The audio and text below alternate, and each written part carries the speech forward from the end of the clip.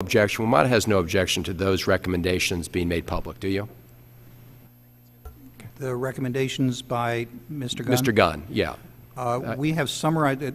This was a confidential report that was given to our board, and we have summarized the recommendations that he made, and that has been provided to the press. We would appreciate if the report itself were left as a confidential report. Do we have a full report? Yeah, I would encourage you, and we'll work with you to try and make sure that all the recommendations that were made to WMATA are made available to the public. It seems to me WMATA is a public agency. This was done with the purpose of trying to strengthen the safety of the system, and I think I would strongly encourage you to work with us to make sure that those finding and conclusions are Mr. made Chairman, available. may I inquire here? Let me just. I think that is it true you were making? Okay. Well, we're going to we'll pursue this between now and the end of the hearing because we feel strongly that this information that the public has a right to know this information. We'll be happy to work with you I don't on know if. So let me move on, but because I'm going to ask you some questions about the Gunn report, which are also relevant to this hearing. And Mr. Sarles, have you had a chance to familiarize yourself with the Gunn report? Okay. Yes, now, I have. Okay. So my question to the two of you is: we've now heard from Mr. Rogoff. You heard his testimony, which said, you know, we need a top-to-bottom change in the safety culture at WMATA. He said safety concerns were marginalized. He's gone on to issue his report with specific recommendations, and Mr. Gunn has also issued a report with recommendations. My question to the two of you, one is interim general manager, the other is chairman of the board, do you agree with the recommendations that were made by the administrator? To the extent you do not agree, please elaborate. And do you agree or disagree with the recommendations that were made by Mr. Gunn? And that's why it's going to be important that we make this information available to the public. Simple and clear answer is yes, I agree with the FTA recommendations, and yes, I agree with Mr. Gunn's report based on my own experience in the industry. Let me talk to the FTA recommendations first. They hit on communications, they hit on hazard analysis, they hit on roadway worker protection. That's the basic areas when you look at the details. My first impressions, only 3 weeks here, is certainly there's need for significant improvement in communications within WMATA. And this doesn't extend to just safety, but it's the nature of the current nature of the operation. I think that's just reflective of what has happened over the last few years in terms of funding, changes in administration, reorganization, changes in leadership, a safety officer being one case, general manager being another case. So there is a tendency to go into silos. That has to be changed, and I've already started working on that. With regard to hazards analysis, that, to me, one of the important things is that you anticipate problems before they become accidents. Doing hazards analysis, getting near-miss reports, getting good upward and downward communication, it helps you identify those problems before they become major problems and address them and avoid those accidents. So that's extremely important. The whole issue of roadway worker protection is extremely important. When I worked at Amtrak, I personally got trained in that because I was out in the right-of-way. I understand how important that is. So there's been a very active effort underway, started certainly before I got here, involving the staff that work there, the unions, in a very collaborative approach, including the representatives from the TOC, to develop a very robust worker protection program that is well underway. It's expected that the actual manual will be issued by the end of the year. One of the most important things that goes with all this is training. People have to be trained to understand what is right, how things should operate, and then that should be reinforced. That has to be done, and that's some of the points that Mr. Gunn made. I agree with him that the fact that there has not been sufficient investment in state of good repair, which is not unusual for this particular subway or metro rail, it's the same thing in other parts of the nation, does affect the level of reliability operation. Certainly over time could affect the safety of the operation, but safety has to remain number one. priority. And you have to have the leadership in place, a stable leadership in place that continually focuses on safety and state of good repair. If you continue to change the leadership, it impacts the ability to do that. Thank you, Mr. Benjamin. Mr. Chairman, let me first of all associate myself with Mr. Sarles' remarks. I agree with what he said. And I fully support all of the positions relative to the FTA report. I think it has brought up some significant issues, all of which we have to do substantial work on. And I'm very pleased that Mr. Sarles has started on that process, and we have every intention of completing it and dealing with the issues that have been raised, and in particular, those associated with the safety culture and communications. One of the communications issues which Mr. Gunn also raised was the concern about what he called kill the messenger. If you could bring your mic a little closer, Yep. please. Thank you. What he called kill the messenger. That is where a staff person tries to report information up the line and instead is criticized for it as opposed to supported for it and told that if you've identified a safety issue, it's a great concern. Those kinds of things need to be changed, and we're going to have to make a major effort to improve our communications and change the overall culture of the system from the bottom to the top. There are areas in Mr. Gunn's report where he has made recommendations that reflect his personal bias as an individual or his personal history. As you know, he was with this authority for a limited period of time as a general manager, and in fact, during that time, he's the person who appointed me the chief financial officer of Metro, and so I'm a strong advocate of Mr. Gunn, and I was one of the people who strongly wanted him to come in. But he's one voice among many, and all of his opinions are not necessarily those that we on the board would fully agree with. And what we did is we asked him to come in knowing that he had that type of an experience and tendency to make reports so that he could be one of many voices that we could hear in making decisions. That having been said, I'm not sure I agree with his suggestions for organizational structure, which tend to move towards traditional rail organizations, intercity rail organizations, and how they would structure, as opposed to transit rail organizations. But that's something that I think I would rather leave to the general manager, the interim general manager, and the permanent general manager when they are selected. And I think his positions on governance reflect an experience that he had many years ago and not necessarily the way that the board and the senior staff of Metro work at the present time. Right.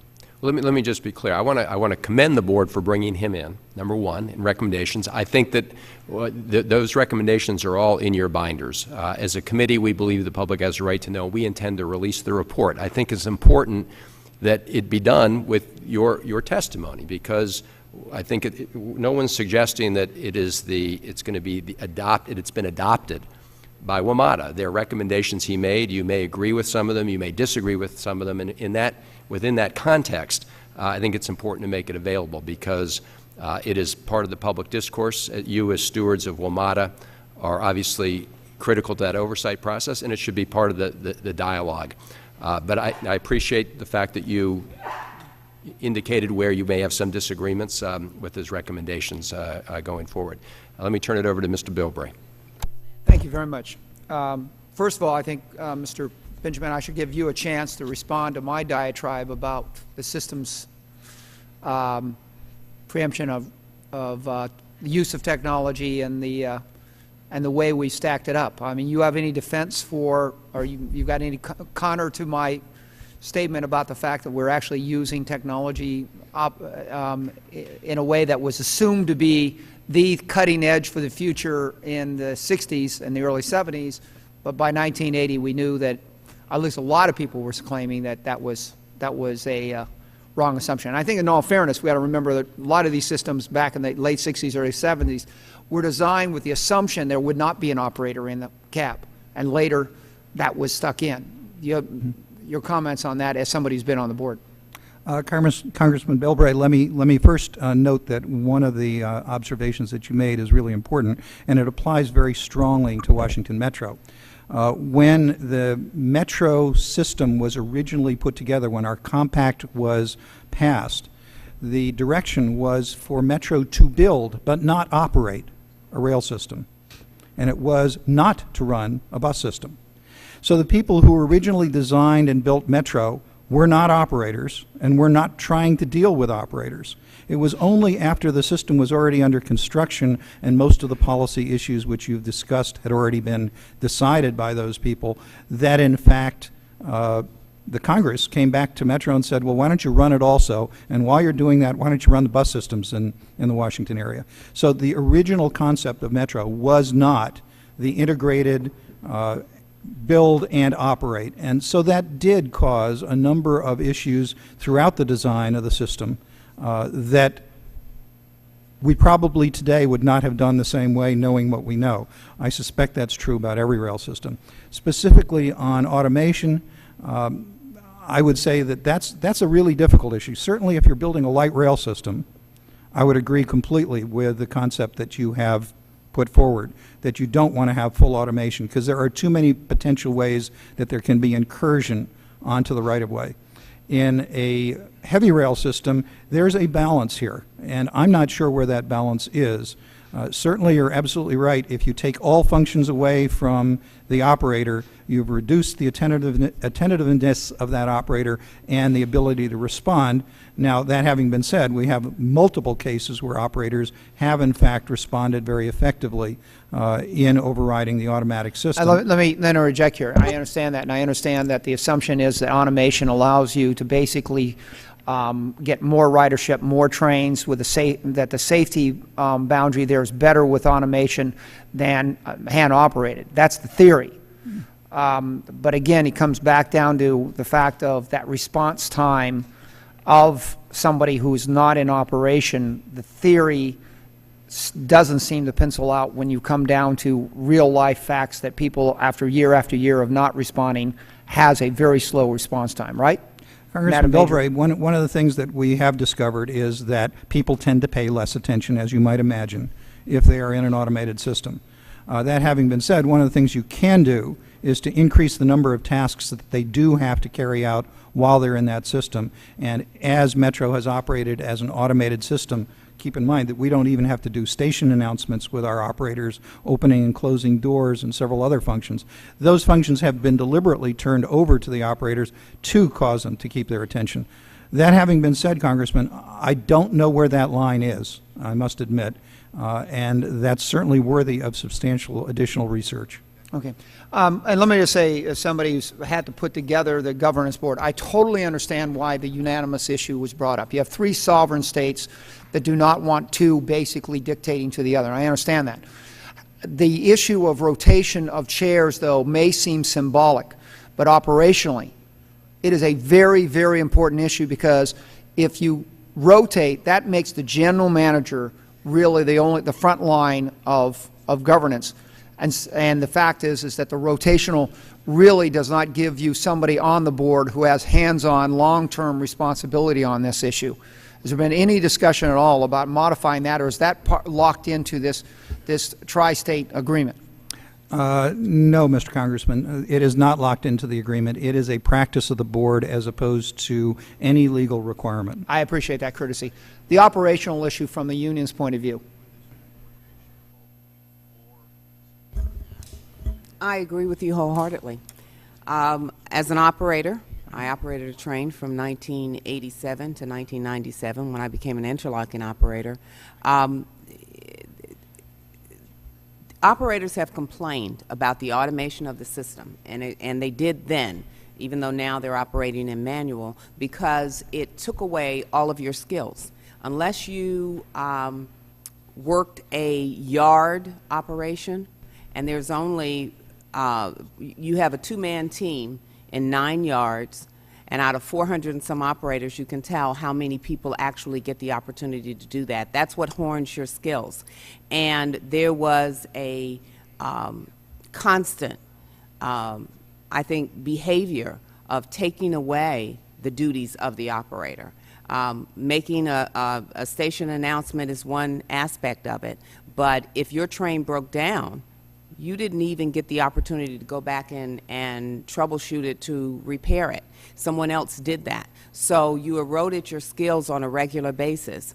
Then we went into the process where we used to have kind of like a pre-certification day where you would more or less go into a training mode and you retrain and you kind of hone your skills a little bit, and then you would certify. That was taken away. So I think where safety is concerned, there has been a process where the operator has really become very redundant. And then all of a sudden, when we start having system failures, one that is not talked about on a regular basis was when the operators went to total door opening, because there is a problem with that is not talked about. The operators now open and close the doors in manual. And even through that process, you know, they're thrust back into this manual operations, and they're expected to perform the same way that the train would when it's operating in automatic with the scheduling and all of that, and it does not work that way. Thank you. Thank you, Mr.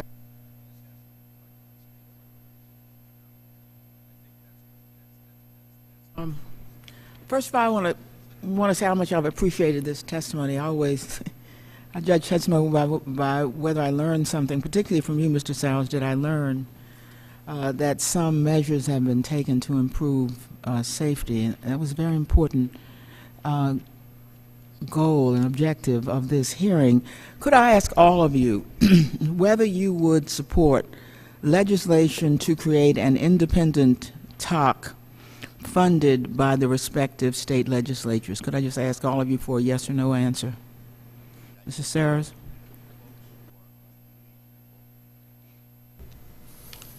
I think it's important that the oversight agency be independent and that it be well-funded and well-resourced to be effective. Well, of course, we've heard testimony from Mr. Rogoff beforehand that it is unprofessional to fund by those being those being examined, shall we say. So it's a two-part question. Do you favor it, and do you favor the independence that would come from direct funding from the legislatures of the respective jurisdictions?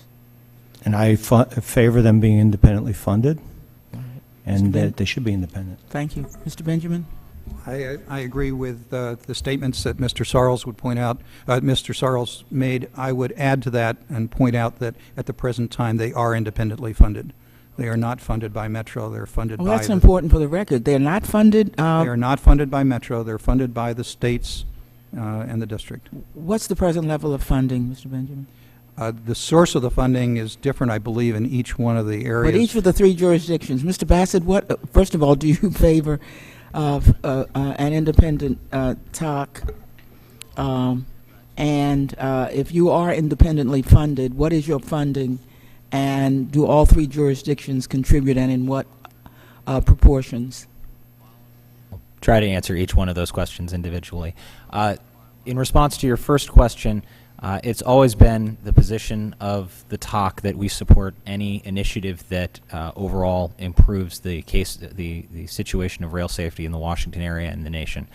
We do not take specific positions on individual legislative proposals. In regarding to where our funding comes from, we are funded by the three individual state agencies. At what level, please? We receive, each jurisdiction contributes its own level of personnel in terms of I'm salaries. asking for the I don't budget. have those What is numbers. you don't know what the budget is? I could not specifically tell you how much each jurisdiction spends in Could salaries you tell me and what the benefits. total budget is for the TOC? I can tell you how much we spend on an annual basis for consultant Do support. you have a budget, Mr. Bassett? Yes, ma'am, we do. What is the budget? We You're the receive chairman. What is the budget, sir? each year. Each jurisdiction contributes $150,000 to the TOC through our administrative agent. $150,000 each. Yes, but that does not include salaries, benefits, or any of the other support that we receive for training or certification. Yeah, and I where would do the emphasize those salaries are and important. benefits and support, where does that funding come from? That comes from the governments of the state of Maryland, the Commonwealth of Virginia, and the District of Columbia. So, Mr. Benjamin, they are not independently funded. They get their salaries. Well, I don't know. They get their budget. They get their budget from the legislatures. They get their salaries somehow, not from the legislatures, but from, is it from the county and the city governments? Is that, maybe that's it. Maybe that's the independent funding. We are employees of state agencies, and our funding comes from those individual state agencies. Mr. Alpert, did you have a contribution to make on that score? I was just trying to clear up the confusion, which I think was that my understanding is that they're not employed by a separate organization, the TALK, but rather by the Departments of Transportation. So you were sort of asking the question. Well, I did. Oh, well, that isn't a very important answer. So the TALK is not an entity that has employees, including yourself, Mr. Passett. No, ma'am. The TALK is a creation of a memorandum of understanding between the three jurisdictions. It's more of a joint task force between three government agencies. That is very, very important to know. We don't have an organization.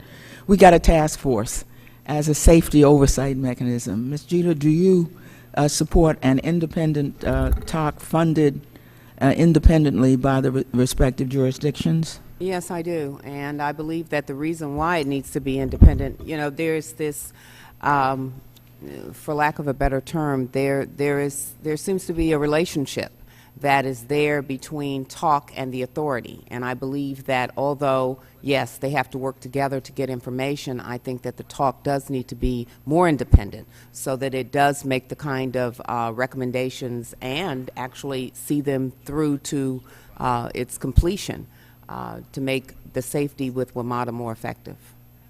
Mr. Charles, I was I was almost heartened by your testimony. I would think your testimony was alone an important reason to have this hearing, because I'm not sure the public knows or knew before this hearing the specifics of what you say are now in place as some improvements in safety mechanisms. Could I ask you whether the TALK was a source of any of these improvements, or whether they were internally generated, whether they came from the gun report? Could you tell us the source of these improvements? Came from all those sources.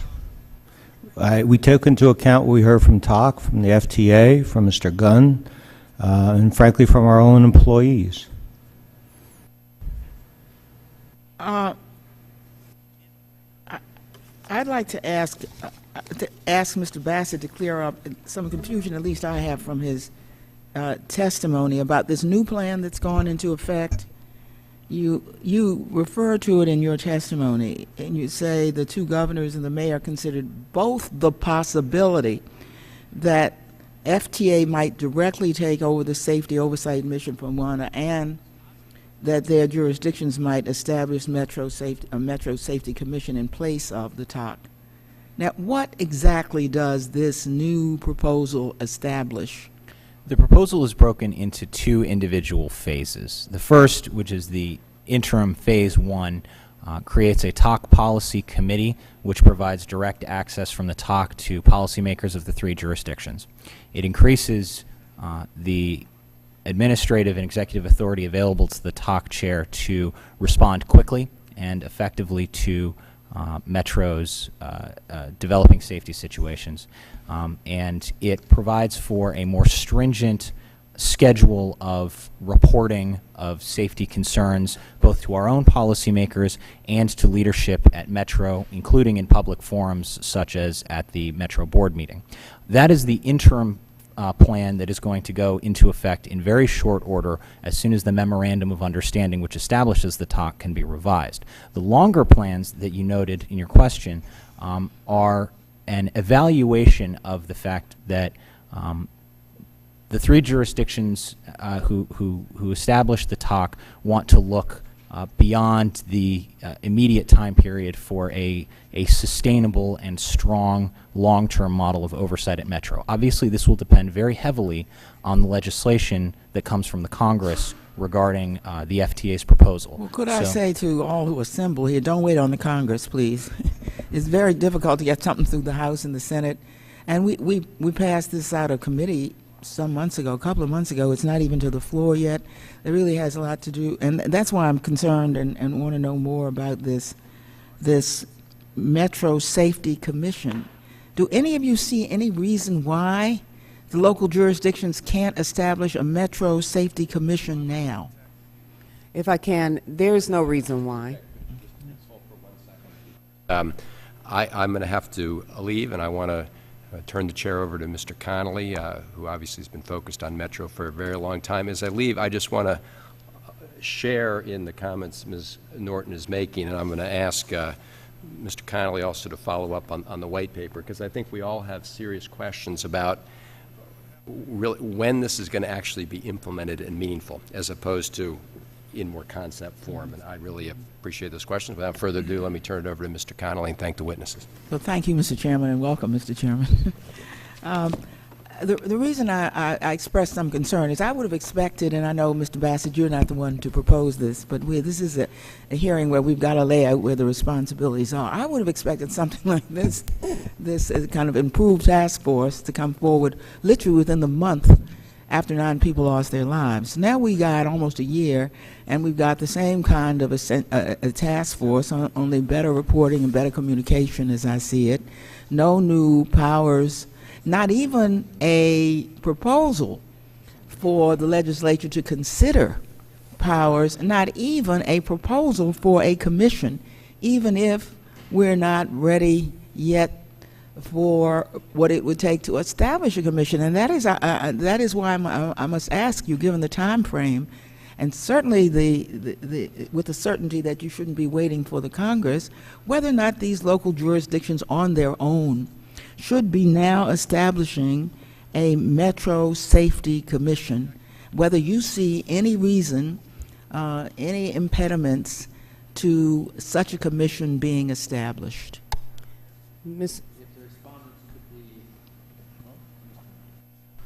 If the respondents could be concise, because the time of the gentlelady has expired. Ms. Norton, if I may, that's one of the problems that has been occurring and continues to keep occurring. We have commissions upon commissions. We have committees upon committees. This is not a study commission. This would replace the TALC. Even to replace the TALC, I mean, replacing the TALC is only one aspect of it. There needs to be, and there should be, concise procedures and standards in place now, if no other time. We have had, we talk about the 9 deaths in the public, but prior to that, we had deaths of employees, and nobody did anything. There's been no study, there's been no group, there's been nobody coming together to talk about what needs to be done. And now all we do is continue. Mr. Gunn did not have to come here to tell WMATA what it needed to do. And it will not listen to those individuals that are inside, that are here, that are doing the work, that continues to say, we need to start doing thus. They have that already. Ms. Jeter, The time of the gentlelady has long expired. We may have an opportunity to have another round. Mr. Clay of Missouri. Thank you so much, Mr. Chair, and let me thank you for holding this hearing. Thousands of residents utilize the Metro system daily, and many of these riders are our very own federal workers who make our jobs possible. And so to ensure the safety of them and others, I'm looking forward to finding solutions to existing problems and addressing some ongoing concerns. And with that, let me start with Mr. Benjamin. I'm interested in the progress of the Dulles Rail Extension Project, and I am aware that this is a joint venture between WMATA and several other authorities, and that initial funds are being raised through toll increases and commercial taxes.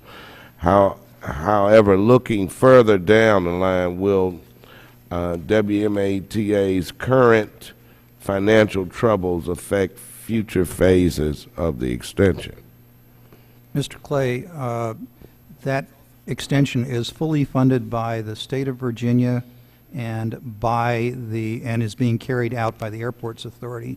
So all funding issues are Virginia issues as opposed to Washington Metro issues. How about the projected ridership? What is that? How does that compare to other lines that are in existence today? Mr. Clay, I'm not really extremely familiar with that project because it is not a project which the board has been intimately involved in. Because it is a